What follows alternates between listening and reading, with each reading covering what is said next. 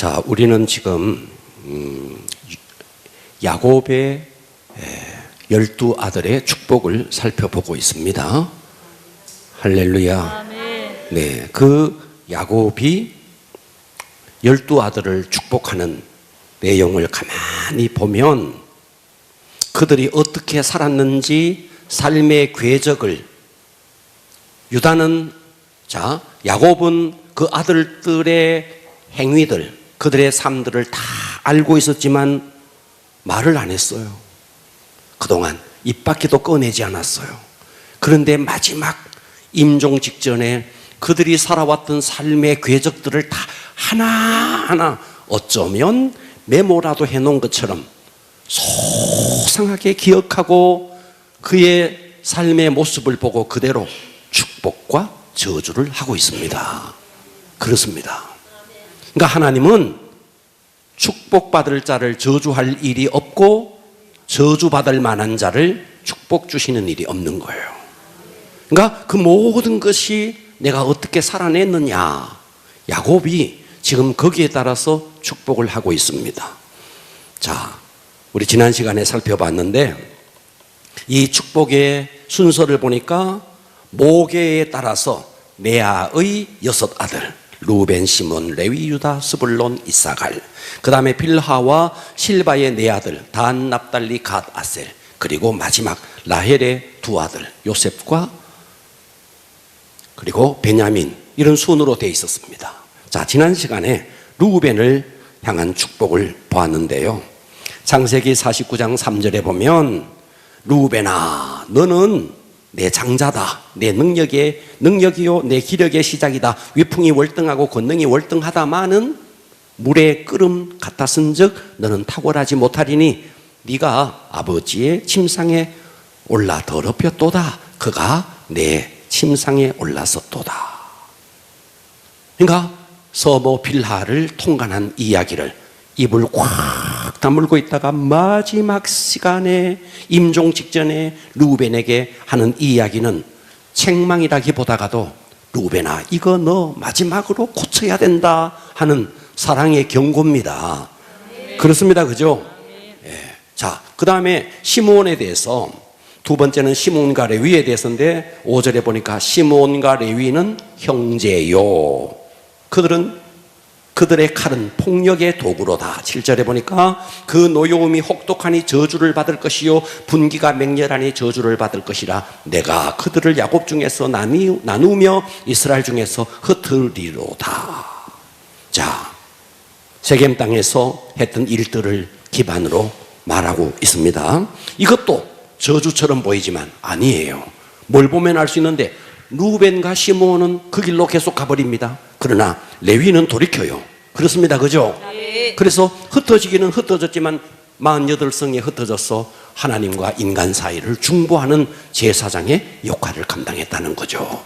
네. 자, 우리는 오늘 이 말씀을 보면서 내가 어떻게 살아야 될지 다시 한번 다짐하는 시간이 되기를 바랍니다. 아멘. 할렐루야. 아멘. 자, 우리는 작게는 가정, 또 교회, 또 좀 크게는 사회와 어떤 나라, 국가 안에 공동체 속에 저와 여러분이 살아갑니다. 공동체 속에 우리 모두는 하나의 일원입니다. 그러니까 이 공동체 속에서 내가 어떤 영향력을 입힐 것이냐, 그 공동체에 나는 선한 영향력을 입힐 것이냐 아니면 악한 영향력을 입힐 것이냐. 자, 보십시오. 유다는 야곱의 넷째 아들입니다. 몇째 아들요? 넷째 아들. 자, 고대 사회는 장자가 항상 우선권이 있었습니다. 장자, 차자, 세 번째 아들, 그리고 네 번째 아들. 그러니까 이 유다는요, 주목받기가 어려운 넷째 아들이에요. 형제들이 쭉 있는데 마지는 마지라서, 막내는 막내라서 주목을 받는데 중간에는 어영부영하면서 인정받지 못하는 사람이 있잖아요. 요즘은 뭐 둘밖에 안 나니까 그렇지만 옛날에는요 6, 7, 1에 낳을 때는요 마지는 마지로서 인정받습니다. 아, 그렇다고요. 아멘. 네, 여러분 마지를 낳았을 때 한번 봐봐요. 사진 찍고 앨범에다가 하고 막 그러나 둘째 셋째 낳아봐요. 그럴 여가가 어디 있습니까? 그러니까 이렇게 주목받는 아들이 있는가 하면 이 넷째 아들은 불행하게도 부모로부터 주목을 받을 수 있는 그런 여건이 아니었어요. 위에는 기라성 같은 형들이 3명이나 있습니다. 그런데 그 형들은 불행하게도 자기들의 좋은 조건을 활용하지 못하고 처져버립니다. 자, 루벤은 욕정을 이기지 못하고 아버지의 침상에 올랐고, 시몬과 레위는 성격이 잔인해서 분노를 참지 못하고 살인과 도륙을 했습니다. 드디어 유다에게 기회가 왔습니다. 자, 오늘은 유다가 받은 축복을 말하기 전에 유다가 어떻게 했길래 이런 축복을 받았나, 이걸 먼저 살필 거예요. 내게 주는 메시지로 받읍시다. 아멘. 할렐루야. 아멘. 그렇게 해주시겠습니까? 아멘. 자, 유다가 받은 첫 번째 축복입니다. 아니, 유다가 첫 번째 어떤 일을 행했는가를 한번 살펴볼 건데요. 자, 창세기 38장에 보면, 성경은 찾지 않을 겁니다. 제 이야기를 들으세요. 창세기 38장은 유다와 다말의 이야기입니다. 아, 그렇다고요? 아멘. 유다와 다말의 이야기인데, 유다가 이제 아들을 낳네. 엘, 오난, 셀라, 세 아들을 낳네. 요한, 요셉, 요나단 그러듯이 세 아들을 낳았네. 예, 엘과 오난과 셀라라는 세 아들을 낳았는데, 그래서 첫째 아들 엘을 장가를 보냈어요. 그 며느리 이름이 뭐냐니까 다말이에요. 그런데 하나님이 볼 때 이 엘이 아주 악했어요. 그래서 하나님이 엘을 죽여버립니다. 그래서 계대 결혼에 의해서 둘째 아들 오난을 집어넣습니다. 그런데 이 오난도 하나님 보시기에 악했습니다.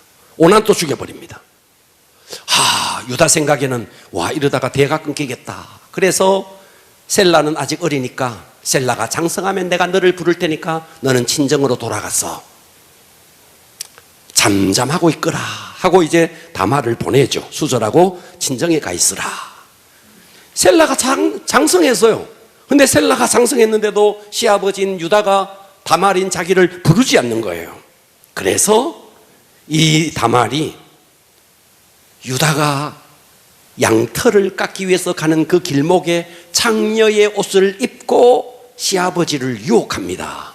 세상에 선대의 서울에나 나올 법한 이런 이야기가 성경에 기록되어 있어요. 그래서 뭣도 모르고 유다는 창녀인 줄 알고 들어갔네. 그리고 당시에는요, 창녀에게 범하면 염소 한 마리를 줬습니다. 그 염소 한 마리를 달라 그러니까 지금 염소가 있어야죠. 염소 줄 때까지 도장과 끈과 지팡이를 달라. 그래서 도장, 끈, 지팡이를 주고 내일 내가 염소를 몰아다 주겠다. 그래서 그 이튿날 유다는 친구를 시켜서 염소 한 마리를 몰아주려고 가니까 그런 사람이 있어야죠. 자, 그리고 세월이 지납니다. 어떤 사람이 유다에게 와서 말하죠. 당신의 며느리가 지금 임신을 했다 그러더라. 그래서 유다가 성이 나서 끌고 와라. 불을 사르겠다. 당시에 그런 일을 범하면 불을 살라서 죽인 거예요. 불을 사르겠다. 그때 다말이 와서 불을 사르겠다는 많은 사람들이 지켜보는 앞에서 꺼낸 게 끈과 지팡이와 도장이에요. 자, 그때 창세기 38장 26절에 보면 유다가 그 사건을 이렇게 서술하고 있습니다. 유다가 보고 계시죠? 유다가 그것들을 알아보고, 그것이 뭔데? 끈과 지팡이와 도장이에요. 그것을 알아보고 이르되 그는 나보다 옳도다. 내가 그를 내 아들 셀라에게 주지 아니하였음이로다. 여러분 보고 계십니까? 이런 고백이 결코 쉽지 않는 겁니다. 그는 나보다 옳도다. 자신이 며느리와 한 약속을 지키지 않았다는 것을 깨끗하게 손 위 사람이 손 아래 사람에게 자기의 잘못을 인정하는 겁니다. 자, 제가 지금 뭘 이야기하고 있느냐 하면 유다는 자기 잘못을 시인하기가 쉽지 않는 그 입장 속에서 자기의 잘못을 깨끗하게 시인하는 거예요. 아멘. 여러분, 우리가 잘못을 시인하는 거 쉽지 않습니다. 며느리 앞에서 이것을 잘못을 그대로 이것이 유다의 장점이었다는 겁니다. 아멘. 우리는 다 변명합니다. 내가 그때 어떻고 다 변명합니다. 유다는 여기 봐봐요. 그는 나보다 옳도다 깨끗하게 인정하는 거죠. 자, 유다의 두 번째 장점이 있습니다. 자, 유다가 형제들과 함께 양떼를 치고 있었습니다. 그런데 아버지에게 사랑을 받았던 요셉이 아버지의 심부름을 온 거죠. 먹을 것을 사들고 형들에게 심부름을 온 거죠. 그때 형들이 다 요셉을 보고 말합니다. 저 꿈꾸는 자가 오는도다. 우리 죽여버리자. 저놈을 죽여버리자. 그래서 깊은 구덩이에 빠뜨립니다. 그리고 그 요셉이 가지고 온 음식을 그 위에서 막 나눠 먹습니다. 형제들은 다 요셉을 죽이고자 할 때 그때 유다가 했던 게 뭔데? 죽이지 말자. 저 아이를 죽이지 말자. 자, 고백을 한번 봅니다. 창세기 37장 26절. 눈을 열고요. 이때 유다가 어떻게 말하는지를 보겠습니다. 할렐루야. 아멘. 읽어보겠습니다. 유다가 자기 형제에게 이르되 우리가 우리 동생을 죽이고 그의 피를 덮어둔들 무엇이 유익할까? 자, 그를 이스마엘 사람들에게 팔고 그에게 우리 손을 대지 말자. 그는 우리의 동생이요 우리의 혈육이니라 하매 그의 형제들이 청종하였더라. 자, 위로는 세 형이 있고 아래로는 나머지 동생들이 있는데 그 형제들이 유다의 말을 다 청종하고 있는 겁니다. 저 요셉을 죽이지 말자. 피를 흘린들 무엇이 우리에게 유익하겠느냐. 차라리 이스마엘 사람들에게 팔자. 할렐루야. 그래서 요셉의 목숨을 구해주는 겁니다. 그래서 요셉이 이스마엘 장사꾼에 의해서 애굽에 팔려가서 결국은 총리가 되는 단초를 제공했던 사람이 누구냐? 바로 유다라는 거예요. 그러니까 첫 번째, 자기의 잘못을 깨끗하게 시인할 줄 아는 사람. 두 번째, 유다는 죽이는 것보다는 살리는 일에 집중했다는 것입니다. 할렐루야. 자, 세 번째입니다. 세 번째는 어떤 일이 있었냐 하니까 이제 요셉의 꿈의 내용대로 7년 풍년, 7년 흉년이 들었어요. 자, 7년 풍년이 지나고 7년 흉년이 들었습니다. 애굽만 흉년이 든 게 아니에요. 그 지역에 다 흉년이 듭니다. 팔레스타인 야곱이 살던 그 땅에도 흉년이 들었어요. 먹을 것이 떨어집니다. 그래서 이 형제들이 요셉에게 요셉인 줄 꿈에도 생각지 못하죠. 요셉에게 양식을 사러 갑니다. 요셉은 다 알고 있죠. 저놈이 루벤이고 시몬이고 레위고 유다고 다 알고 있죠. 앉힐 때도 다 순서대로 앉히죠. 요셉은 다 알고 있죠. 그때 너희들 이 12형제가 이야기합니다. 우리에게 늙은 아버지가 있고 말째가 하나 있고 하나는 없어졌다고. 그때 요셉이 말하죠. 그 말째를 데리고 와라. 너 그 말째 베냐민을 데리고 오지 않으면 너희는 스파이인 줄 알겠다. 자, 어쩔 수 없이 그들이 아버지께 와서 베냐민을 데리고 가야 되는 그 입장에 유다가 아버지를 논리적으로 설득하는 장면이 나옵니다. 자, 성경을 한번 볼게요. 자, 성경을 봅니다. 44장 32절을 한번 보세요. 읽어보세요. 주의 종이 내 아버지에게 아이를 담보하기를 내가 이를 아버지께로 데리고 돌아오지 아니하면 영영이 아버지께 죄짐을 지리이다 하여서. 자, 잠깐만요. 43장 8절을 먼저 읽어주세요. 유다가 그의 아버지 이스라엘에게 이르되 저 아이를 나와 함께 보내시면 우리가 곧 가리니. 자, 여기 봐봐요. 저 아이가 누군데? 베냐민입니다.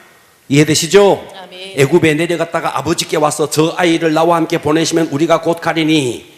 계속요. 그러면 우리와 아버지와 우리 어린 아이들이 다 살고 죽지 아니하리이다. 내가 그를 위하여 담부가 되오리니 아버지께서 내 손에서 그를 찾으소서. 내가 만일 그를 아버지께 데려다가 아버지 앞에 두지 아니하면 내가 영원히 죄를 지리이다. 내가 그를 위해서 담보가 되겠다는 겁니다. 이해되시죠? 네, 이렇게 아버지를 논리적으로 설득할 때도 루벤이 있고 시몬이 있고 레위가 있었지만 다 입 꾹 다물고 있는데 유다가 이 일을 다 하는 겁니다. 실질적으로 이런 일들을 다 하는 겁니다.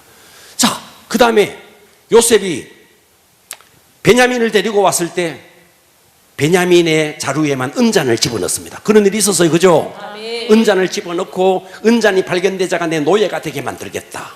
그래서 그 자루를 다 풀어보니까 베냐민의 자루에서 은잔이 나오죠. 그때 요셉이 말합니다. 저 베냐민만 노예가 되겠다. 자, 이때 유다가 어떻게 말하는지를 한번 보십시오. 32절 읽어보세요. 주의 종이 내 아버지에게 아이를 담보하기를 내가 이를 아버지께로 데리고 돌아오지 아니하면 영영이 아버지께 죄짐을 지리이다 하였사오니 이제 주의 종으로 그 아이를 대신하여 머물러 있어. 자, 여기요. 이제 주의 종, 이 주의 종이 누군데? 유다예요, 유다. 이해가 되세요? 아멘. 예. 내가 담보가 되겠다. 내 주의 종, 내가 내 주의 종이 되게 하시고 그 아이가 누군데? 베냐민이에요. 베냐민은 그의 형제들과 함께 올려 보내소서. 34절 읽어보세요. 그 아이가 나와 함께 가지 아니하면 내가 어찌 내 아버지에게로 올라갈 수 있으리까? 두렵건대 제 해가 내 아버지에게 미침을 보리이다. 자, 이해가 되십니까? 끝까지 베냐민을 책임지는, 차라리 내가 노예가 되겠다. 이게 누군데? 다른 사람이 아니에요. 유다라는 거예요. 이해가 되세요? 자, 지금 네 가지를 말했습니다.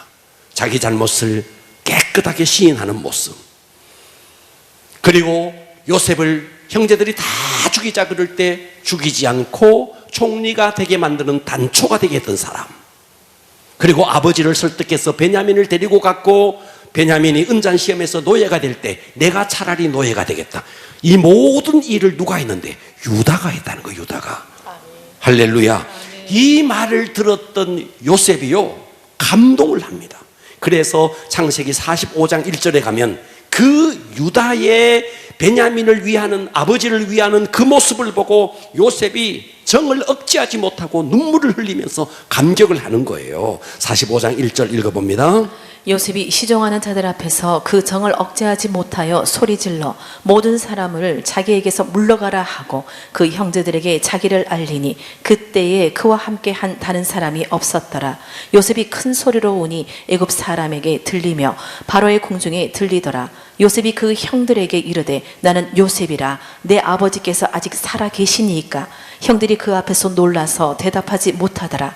요셉이 형들에게 이르되 내게로 가까이 오소서. 그들이 가까이 가니 이르되 나는 당신들의 아우 요셉이니 당신들이 애굽의 판자라.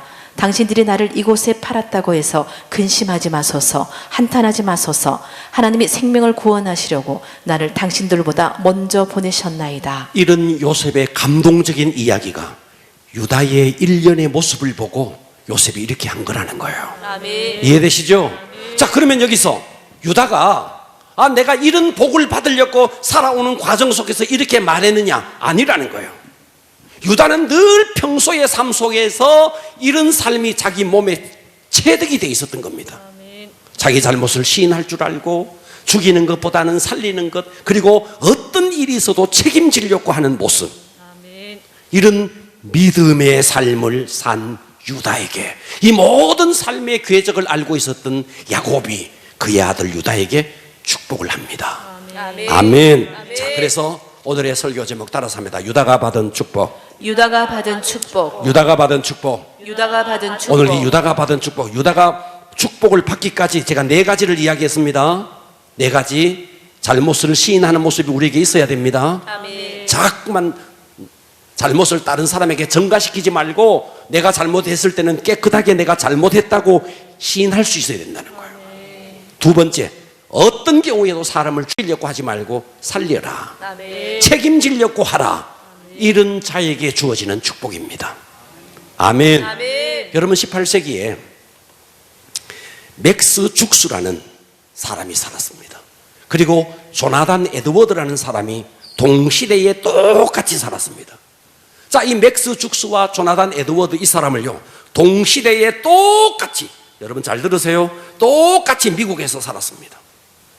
그런데 한 기자가 맥스 죽수와 조나단 에드워드의 삶을 200년 동안 대를 이어서 이 사람들을 추적을 했습니다. 이 두 사람의 가문을 추적을 했습니다. 200년 후에 맥스 죽수, 이 사람은 어떤 사람이었나? 이 사람은 자체가 자기가 무신론자였습니다. 그러니까 결혼을 할 때도 무신론자와 결혼을 했습니다. 그의 후손 560명, 200년 동안 태어났는데 그 560명 중에서 150명이 범죄자였고 100명이 술주정뱅이였고 그 중에 3분의 1이 정신병을 앓았고 그 중에 7명이 살인자였고 그 중에 3명이 거지였고 절반 이상이 책을 읽지 못하는 문맹자였습니다. 자, 똑같은 시대에 살았던 조나단 에드워드. 이 사람은 하나님을 신실히 섬겼던 사람이고 주일이면 언제나 앞자리에 앉아서 하나님께 예배를 드렸던 사람입니다. 그러다 보니까 이 사람은 결혼할 때도 신실한 아내, 예수를 믿는 신실한 아내를 만나서 결혼을 했습니다. 200년 동안 이 사람에게 1394명의 후손이 태어났습니다. 그 가운데 13명이 대학 총장, 65명이 교수, 3명이 상원의원, 3명이 주지사, 30명이 판사, 102명이 변호사, 56명이 의사, 75명이 군대 장교, 100명이 목사와 선교사, 1명이 재무감사관, 1명이 부통령. 자, 똑같은 사람이 동시대에 살았는데 믿음으로 산 사람과 믿음으로 살지 않는 사람이 200년 동안 기자가 이것을 그대로 추적을 해서 이것을 발표한 거예요. 우리가 어떻게 살아야 되겠는가? 유다가 그냥 복받는 게 아니라는 겁니다. 어떤 상황이 딱 펼쳐졌을 때 책임지고자 했고 자기의 잘못을 시인하는 사람이었고, 할렐루야. 예, 이런 사람에게 야곱이요 그냥 축복하는 게 아니라 루벤을 그냥 저주한 게 아니고 시몬을 그냥 저주한 게 아니고 레위를 그냥 저주한 게 아니고 그의 삶의 궤적을 보니까 이 야곱의 입에서 그렇게 나올 수밖에 없다는 거예요. 아멘. 아멘. 자, 목회자인 저는 여러분을 축복합니다. 매일 축복합니다. 그런데 자, 매일 축복해요. 새벽에도 저는 전 성도들의 이름을 부르면서 축복합니다. 저녁에도 이름을 부르면서 기도합니다. 그런데 제 마음속에는 달라요. 저는 제 입으로 이 야곱처럼 저주를 받은, 저는 이런 기도는 하지 않아요. 맹세코 저는 이런 기도는 하지 않습니다. 그러나 기도의 색깔은 다르더라고요. 정말 주님 앞에 헌신적이고 교회를 위해서 헌신적인 사람과 그렇지 않는 사람의 기도의 색깔이 다른 것, 제가 야곱은 이런 저주스러운 기도에, 저는 그런 저주스러운 기도를 안 한다고요. 그럼에도 불구하고 기도의 색깔은 다르더라고요. 네. 그러니까 여러분, 목회자의 속에서 정말 이 속에서 우러나오는 진심의 축복을 받을 수 있기를 바랍니다. 아멘. 어떻게 내가 살아야 할지, 신앙생활로 어떻게 우리가 신앙생활을 해야 될지 여러분 자신을 돌아보십시오. 예. 과연 우리 목사님은 나를 진정으로 마음속에서부터 우러나서 축복 기도를 할까? 아니면 억지로 할까? 네, 어떨까? 네. 이 야곱은 그냥 입에서 그냥 막 저주를 막 퍼붓지 않습니까? 오늘 여러분 정말 이 유다가 살아온 삶의 궤적을 보십시오. 예? 마지막에 이 야곱이 그의 아들을 이렇게 축복합니다. 이 축복이 우리의 복이 되기를 바랍니다. 아멘. 자, 유다가 받은 축복입니다. 첫 번째, 이 복이 여러분의 복이 되기를 바랍니다. 아멘. 유다가 받은 축복, 첫째, 형제들 가운데 뛰어나게 했습니다. 뛰어나게. 아멘. 아멘. 49장 8절 봅니다. 유다야, 성경 잘 봐요. 성경이 뭐라고 말하는지. 유다야, 너는 네 형제, 지금 11명의, 너 외에 11명의 형제들이 있다. 내 형제들의 찬송이 될지니라. 얼마나 영광스러워요. 형제들이 유다를 향해서 찬송을 하는 거예요. 형제들이. 그리고 뭐라 그래요? 네 손이 네 원수의 목을 잡을 것이라는 거예요. 예. 너는 힘이 강해서 누가 너를 치려고 올 때 그 원수의 목을 네가 잡을 것이라는 거죠. 그리고 네 아버지가 누구예요? 야곱이죠. 야곱의 아들들 11명의, 유다를 제외한 11명의 아들들이 네 앞에 절하리로다. 이야, 이거 아멘을 좀 해봐요. 아멘. 이 복이 여러분의 복이 되기를 아멘. 바라요. 원수가 쳐들어왔지만 원수의 목을 꽉 잡아버리고 유다가 원수를 이기게 만든다. 그리고 형제들이 유다에게 찬송을 올리고 형제들이 유다에게 절을 하게 만든다. 9절 한번 봐봐요. 9절. 유다는 어떤 사람이냐? 사자 새끼로다. 내 아들아, 너를 움킨 것을 찢고 올라갔도다. 그가 움크림이 수사자 같고 암사자 같더니 누가 유다 너를 범할 수 있겠느냐? 너는 사자다, 사자. 누가 너를 범할 수 있겠느냐? 젊은 사자가 먹잇감을 꽉 쫓아가서 움키고 쫓아가서 그 먹잇감을 잡듯이 용맹한 사자뱃 모든 짐승들이 아주 막 꼬리를 내리고 대들지 못하는 것처럼 유다를 대적할 자가 없다. 아니, 네 번째 아들인 유다가 이런 축복을 받는 겁니다. 실제로 유다 자손 속에서 다윗이 나옵니다. 유다 자손 속에서 솔로몬이 나옵니다. 유다 자손 속에서 남유다의 20명의 왕들, 그래서 유다 자손 속에서 22명의 왕이 나오는 거예요. 남유다의 20명의 왕, 그리고 솔로몬과 다윗을 합치면 22명의 왕이 나오는 거예요. 이게 전부 다 유다 자손이라는 거죠. 그리고 마지막 그 끝에 누가 나오는데 유다 자손을 통해서 예수 그리스도가 나오는 겁니다. 아멘. 형제들 가운데 뛰어나게 만들었다. 우리가 어떻게 살아야 될까요? 그냥 여러분 교회에 덜렁덜렁 설렁설렁 다니는 게 아니고 오늘 이 말씀을 가지고 와, 그렇구나, 잘못했을 때는 내가 시인할 줄 알아야 되겠구나, 어떤 문제가 생겼을 때 내가 책임져는 자가 돼야 되겠구나, 사람을 죽이려고 하지 말고 살리는 자가 돼야 되겠구나, 아멘. 이런 자가 되기를 바랍니다. 아멘. 유다가 받은 축복 두 번째, 많은 지도자가 나와요. 유다의 후손을 통해서 많은 지도자가 나옵니다. 49장 10절 봅니다. 규가. 자, 규는 뭐냐 하면요, 휴대용 지팡이입니다. 휴대용 지팡이에요. 그런데 여기서 규라고 했을 때는요, 지팡이지만 이것은 왕권을 말합니다. 왕권 통치권을 말합니다. 규가, 통치권이, 왕권이 유다를 떠나지 아니하며 통치자의 지팡이가 그 발 사이에, 여러분 왕들이 말이죠, 보좌에 딱 앉을 때는요 다리를 쫙 벌리고 그 다리 중앙에 이 규를, 지팡이를 딱 중앙에 둡니다. 그러니까 발 사이에서 떠나지 않게 만들겠다, 너의 후손을 통해서 왕이 계속해서 나오게 만들겠다. 그래서 다윗이 나오고, 그래서 솔로몬이 나오고, 유다의 20명의 왕이 나온 겁니다. 아멘. 아멘. 여러분, 북이스라엘은요 19명의 왕이 지나가요. 19명의 왕. 예? 19명의 북이스라엘의 여로보암을 통해서 19명의 저 왕이 나오는데, 그 나라 왕들은요 조금만 지나면 쿠데타가 일어나고 또다시 바뀝니다. 할렐루야. 예. 계속해서 정변이 일어나요. 남유다도 정변이 한번 일어났더랬어요. 그래도 계속해서 유다를 통해서 다윗의 피가 흘러갑니다. 아멘. 이것의 차이가 있다는 거예요. 아멘. 많은 지도자가 나온다. 아멘. 아멘. 예. 그래서 사울 한 사람만 베냐민 지파입니다. 그런데 사울에게서 다윗으로 넘어가서 다윗 다 유다 지파, 솔로몬 그 이후에 22명의 왕이 다 유다 지파라는 거예요. 자, 성경을 계속 볼게요. 10절 다시 한번 띄워봐요. 규가 유다를 떠나지 아니하며, 유다를 떠나지 않는다는 거예요.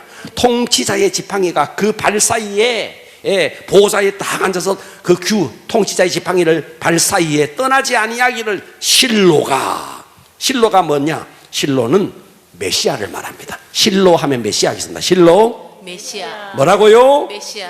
실로, 메시아가 오기까지 이르게 만들어 주겠다는 거예요. 그에게 모든 백성이 복종하리로다. 여러분, 우리 잘 살아냅시다. 그래서 여러분을 통해서 통치자가 나오기를 바라요. 세 번째입니다. 세 번째는요, 유다가 어떤 축복을 받았는데 풍요로운 삶의 축복을 받습니다. 아주 유다를 통해서요 아주 풍요로워집니다. 자, 49장 11절 봅니다. 11절. 그의 낙이, 유다의 낙이는요 그냥 버드나무나 아무 나무에 매는 게 아니에요. 어디 매는데? 포도나무에 맨다는 거예요. 포도나무에.